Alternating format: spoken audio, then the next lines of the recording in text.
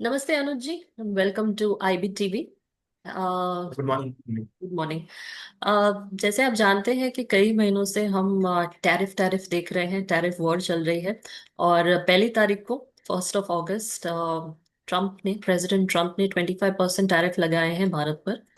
अ, तो अनुज जी, इसके बारे में सबसे पहले बताइए कि what is your take on this.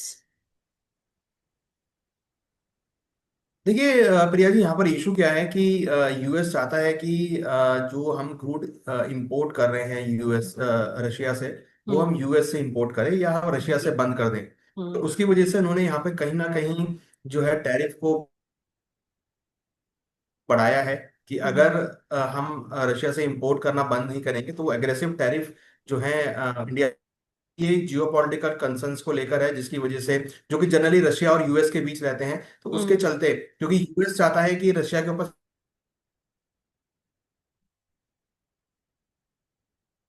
देखेंगे तो सबसे बड़ा परचेजर है, सबसे बड़ा हम्म। इंपोर्टर है क्रूड ऑयल का। हमने अगर आप हम्म। देखेंगे तो करीबन 1.14 लाख करोड़ हम्म। Last year crude oil import पे हमने खर्च किए थे। और जिसमें जी। अगर आप देखेंगे तो रिलायंस और नयरा एनर्जी दो ऐसी हम्म। कंपनीज हैं जो सब ऑलमोस्ट 50% से ज्यादा क्रूड हम्म। ऑयल इंपोर्ट करती हैं। और जी। तो इस वजह से काफी बड़ा अमाउंट जो है हम क्रूड ऑयल पे स्पेंड करते हैं। तो हम्म। यूएस चाहता है कि जो क्रूड है आप रशिया से बंद करें और हम्म। यूएस से खरीदारी करना चालू करें, जिससे कि हम्म। जो है यूएस का रेवेन्यू इंक्रीज हो। अगर ऐसा नहीं कर रहे हैं तो उन्होंने धमकी दी है कि वो यहाँ पर और एग्रेसिव हम्म। हायर टैरिफ जो है इंडिया पे लगा सकते हैं। हम्म। जी। एक्चुअली यूएस और यूरोप दोनों ने ही इंडिया को टारगेट किया है कि हम ऑयल इंपोर्ट कर रहे हैं रशिया से, लेकिन अगर देखा जाए तो यूरोपियन यूनियन जो है वो भी रशिया के साथ ट्रेड में है, बायलैटरल ट्रेड है। And it is around €67.5 billion. और यूएस जो है वो भी काफी कुछ इंपोर्ट करते हैं रशिया से, जैसे कि यूरेनियम हेक्साफ्लोराइड है। और ईवी इंडस्ट्री के लिए भी वो वहीं से इंपोर्ट करते हैं, एज वेल एज फर्टिलाइजर्स। पर इंडिया को टारगेट किया गया, and I think this is not justified, it's very unreasonable. तो इसके बारे में आप और क्या कहेंगे? देखिए बिल्कुल अनजस्टिफाइड है, क्योंकि देखिए हमारा भी रशिया के साथ बायलिटरल है। हम्म। करीबन अगर हम देखें तो लास्ट ईयर हमने देखा था कि रशिया के साथ काफी बड़ी डील हमने करी थी।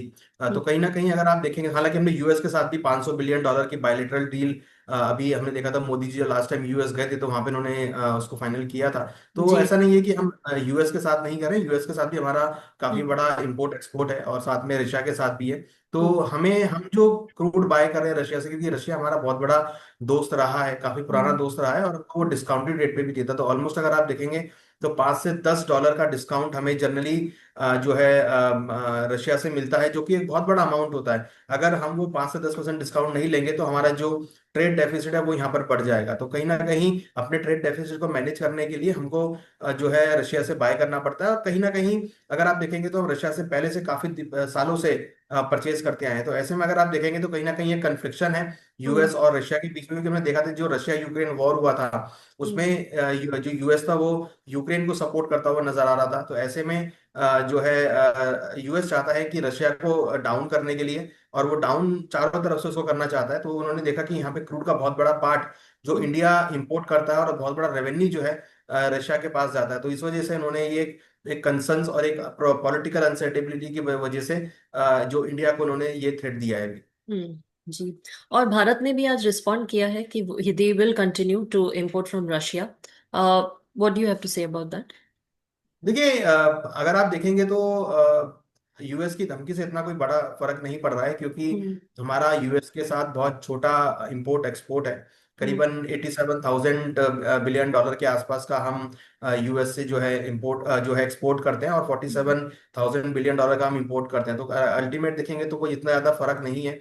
यूएस के ऊपर इवन ट्रेड डेफिसिट ज्यादा है इंडिया के साथ में। हम्म। तो यूएस चाहता है कि क्रूड भी हम यहाँ पे उससे इंपोर्ट करें, जिससे उसका जो ट्रेड डेफिसिट है वो वहां पर मैनेज होता हुआ दिखाई दे। तो अपने ट्रेड डेफिसिट को मैनेज करने के लिए वो यहाँ पे ये चाह रहे हैं कि क्रूड जो है हम यूएस से परचेज करें। तो हम्म। मुझे लगता है कि जो इंडिया है, इंडिया ने जो कहा है बिल्कुल क्लियर कहा है, क्योंकि हम इतना बड़ा कोई इंपोर्ट एक्सपोर्ट नहीं कर रहे हैं। और हमारी जो मार्केट है, इंडिया की जो हम्म। मार्केट है या फिर इंडिया के जो खरीदार हैं, इंडिया के हम्म। अंदर जो कस्टमर है, वो पूरे विश्व से आते हैं, खाली यूएस से नहीं। हमारा यूरोप के साथ भी है, हमारा मिडिल ईस्ट के साथ भी है, हम्म। हमारा रशिया के साथ भी है। तो कहीं ना कहीं हमें लगता है कि इंडिया कि जो एक इवन हमारा जो बायर है वो चाइना भी है। तो कहीं ना हम्म। कहीं अगर आप देखेंगे तो अक्रॉस द वर्ल्ड बहुत सारी ऐसी कंट्रीज हैं जो इंडिया के साथ काफी अच्छे इंपोर्ट एक्सपोर्ट करती हैं। तो हम्म। इंडिया के साथ यूएस का बहुत कम है अमाउंट है इंपोर्ट हम्म। एक्सपोर्ट का। तो कहीं हम्म। ना कहीं हमें लगता है कि उससे कोई बड़ा फर्क नहीं पड़ेगा। अगर यूएस लगा भी देता है तब भी कोई हमें लगता है इतना कोई बड़ा मेजर इम्पैक्ट जो है इंडियन इकोनॉमी पर आता हुआ नहीं दिखाई देगा। हम्म। जी। और भी ऐसा कह रहे हैं कि ज्यादा टैरिफ लगाएंगे, लेकिन we have a team of negotiators coming from US, तो उसको लेकर आप क्या कहेंगे कि इसका क्या असर पड़ सकता है? देखिए, यूएस अगर टैरिफ लगाएगा तो यूएस को भी वो टैरिफ फेस करने पड़ेंगे, क्योंकि कहीं ना कहीं बिल्कुल। जैसे कि हम्म। हमारा फार्मा है या हमारा लेदर है या हमारा हम्म। जेम्स एंड ज्वेलरी हम्म। का जो एक्सपोर्ट है वो यहाँ पर होता है, बट उसके साथ साथ हम यूएस से भी काफी सारी चीजें लेते हैं, मेडिसिन लेते हैं हम, बाकी हम्म। और भी सर्विसेज यूएस से लेते हैं। तो हम्म। अगर टैरिफ इंडिया के ऊपर लगेगा तो फिर यूएस के ऊपर भी हायर टैरिफ लग सकते हैं। तो वो भी एक हम्म। यूएस को भी देखना पड़ेगा कि उसका जो बाकी जो इंपोर्ट जो इंडिया वहां से इंपोर्ट करता है, कहीं हम्म। ऐसा ना हो कि यूएस को भी उसका फेस करना पड़े। तो मुझे हम्म। लगता है कि कहीं ना कहीं दोनों ही कंट्री आने वाले टाइम में एक नेगोशिएशन पर आएंगी। हम्म। जनरली हमने अगर आप ट्रम्प साहब के बिहेवियर को देखेंगे तो पहले वो सभी कंट्रीज को ऐसा थ्रेट देते हैं और उसके बाद फिर नेगोशिएशन पे आते हैं। यहाँ पर हम्म। हमें लगता है कि कहीं ना कहीं आने वाले दिनों में वो दोनों ही कंट्री कुछ नेगोशिएशन पर आएंगी, और हो सकता है कि कहीं ना कहीं जो ये टैरिफ का इशू है उसको यहाँ पे सॉल्व करती हुई नजर आए। हम्म। जी। 25% टैरिफ जो है, इसका असर तो यूएस मार्केट पर भी पड़ सकता है, और शायद हम हमारे मार्केट से ज्यादा उनकी मार्केट पे असर करेगा। तो क्या लगता है आपको कि how soon are they going to sort out this issue? देखिए, बिल्कुल उनको शॉर्ट आउट करना पड़ेगा, क्योंकि इंडिया जो यूएस की मार्केट कैप है वो करीबन काफी करेक्ट हुई है। जब से उन्होंने टैरिफ लगाया उसके बाद हमने देखा जी। बड़ा करेक्शन हम्म। यूएस की मार्केट कैप में आता हुआ दिखाई दिया है। तो हम्म। ओवरऑल अगर आप देखेंगे तो मुझे लगता है कि यूएस को भी बहुत जल्दी होगी कि जल्दी से ये जो मैटर है ये शॉर्ट आउट होता हुआ दिखाई दे। हम्म। जी। कौन से सेक्टर्स आपको लगता है जिस पर असर हो सकता है? देखिए, यहाँ पर मुझे लगता है कि एक तो फार्मा सेक्टर है, काफी बड़ा सेक्टर है जो कि इंडिया के लिए है, इंडिया के लिए भी है। और दूसरा जेम्स इन ज्वेलरी का सेगमेंट है जो कि हम्म। इवन काफी हद तक हम यहाँ पे एक्सपोर्ट करते हैं। उसके बाद हम्म। अगर आप देखेंगे तो टेक्सटाइल है। इंडिया का बहुत बड़ा पार्ट जो है टेक्सटाइल हम यूएस में करते हैं, यूरोप में करते हैं, रशिया में करते हैं, मिडल ईस्ट में करते हैं। तो उसके हम्म। साथ साथ अगर आप देखेंगे तो कहीं ना कहीं लेदर गुड्स है जो कि हम यूरोप, रशिया, एशिया और मिडल ईस्ट में करते हैं। तो मुझे लगता है कि ये चार पांच सेक्टर हैं जो काफी इम्पैक्ट हो सकते हैं। मगर आप ये देखिए कि अगर आप देखेंगे तो पिछले करीबन 3 से 4 महीनों में जब से यूएस ने टैरिफ लगाए हैं तो करीबन $4 ट्रिलियन की मार्केट कैप यूएस की जो है वाइप आउट हो चुकी है। तो कहीं हम्म। ना कहीं यूएस को भी दिख रहा है कि अगर ऐसे टैरिफ लगेंगे इंडिया के ऊपर में, क्योंकि इंडिया बहुत बड़ी मार्केट है जहां पर यूएस का माल बहुत बिकता है। और हम्म। अगर उनको अपनी मार्केट को ओपन करना है, अपनी मार्केट में उनको रेवेन्यू जनरेट करना है, तो उनको इंडिया की मार्केट की रिक्वायरमेंट है। तो हम्म। अब ये वो ट्रम्प साहब भी देख रहे हैं कि करीबन $4 ट्रिलियन की जो इकोनॉमी, जो मार्केट कैप है वो करीबन 3 से 4 महीने में वाइप आउट हो गई है। ऑलमोस्ट अगर हम्म। आप एवरेज देखेंगे तो $1 ट्रिलियन की जो है पर मंथ वाइप आउट हो रही है। तो मुझे लगता है कि यहाँ पर ट्रम्प साहब जल्दी से जल्दी कोई ना कोई स्टेप जरूर लेंगे जिससे कि जो भी नेगोशिएशन है वो जल्दी से जल्दी हो। हम्म। जी। और एक सवाल है कि आज मार्केट भी नीचे है। मार्केट देख लेते हैं जल्दी से। आज जो बाजार है वो नीचे नजर आ रहे हैं। Sensex is 371 points down, mid day है। 371 पॉइंट डाउन है एट 80,647, और निफ्टी 100 पॉइंट नीचे है, 24,600। और अगर देखें active stocks for today, HDFC, ICICI bank, IndusInd bank, Infosys, Reliance. Top gainers, IndusInd Bank, Hero MotoCorp, Bharti Airtel, Axis Bank and Grasim. Top losers, Infosys, Adani Port, Adani Enterprise, Bharat Elect and Reliance. तो अनुज जी, आज हमने देखा है कि बाजार नीचे है, उसका मेन कारण ही यही है, the trade war that is still going on, और इसका असर जो है वो करेंसी पर भी हो रहा है। और रूपी जो है इज एट 6 मंथ लो। तो इसके बारे में क्या कहेंगे आप कि स्टेबलाइज होगा? Is government going to intervene and stabilize the following rupee?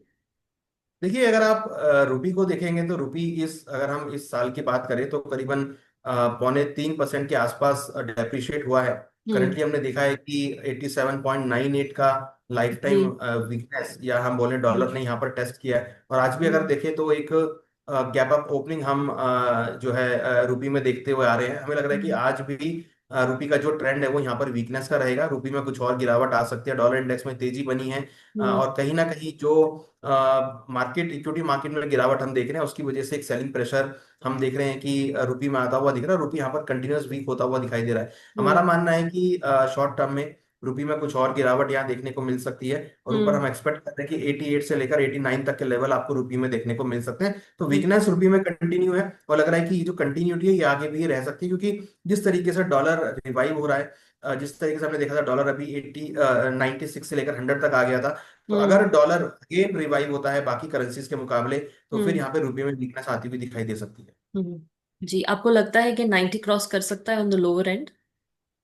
देखिए, अगर ऐसे ही टैरिफ का रहता है, क्योंकि देखिए दोनों ही चीज यहाँ पर इंपॉर्टेंट है। अगर हालांकि इंडियन मार्केट की अगर बात करें तो यहाँ पर एफआईआईज जो है थोड़े बिकवाली के मूड में, मगर उसके साथ साथ डीआईएस और रिटेल काफी हद तक खरीदारी के मूड में। हमने देखा है कि काफी हद तक दोनों ही सेगमेंट खरीदारी के मूड में, और अच्छी खासी खरीदारी देखने को मिल रही है। तो मुझे हम्म। लगता है कि अगर हम बात करें एक साल या दिसंबर तक, तो हो सकता है कि 90 के लेवल आपको देखने को मिले, क्योंकि जियो पॉलिटिकल टेंशन तो चल ही रही है, साथ साथ ये पॉलिटिकल जो फियास्को या टैरिफ का जो फियास्को है ये यहाँ पर एस्केलेट होता हुआ दिख रहा है। तो कहीं ना कहीं लग रहा है कि उसकी वजह से रुपये के अंदर थोड़ी वीकनेस देखने को मिल सकती है। जी। आपको गवर्नमेंट से क्या एक्सपेक्टेशन है? How do you think they wish to sort out this trade war? देखिए, अभी आरबीआई एमपीसी की मीटिंग चल रही है, और मुझे लगता हम्म। है कि इस गिरावट को रोकने के लिए कोई लिक्विडिटी प्रोवाइड की जा सकती है।